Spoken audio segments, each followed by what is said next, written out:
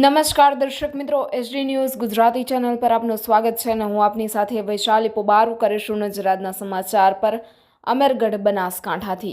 આજ રોજ તારીખ 8 જાન્યુઆરી 2025ને બુધવારના રોજ સરકારી વિનયન કોલેજ અમરગઢ ખાતે તાલુકા આરોગ્ય કેન્દ્ર ડાભેલા અને જ્ઞાનધારા તેમજ સમાજ શાસ્ત્ર વિભાગના સંયુક્ત ઉપક્રમે તમાકુ નિયંત્રણ કાર્યક્રમ યોજવામાં આવ્યો હતો।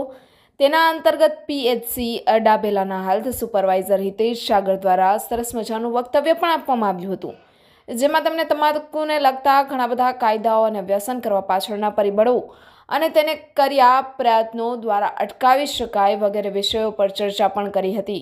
તેમની સાથે તાલુકા હેલ્થ સુપરવાઇઝર આશીષભાઈ લિંબાચિયા અને હેલ્થ કાર્યકર સતીશ ત્રિમાળી સહિત ઉપસ્થિત રહ્યા હતા।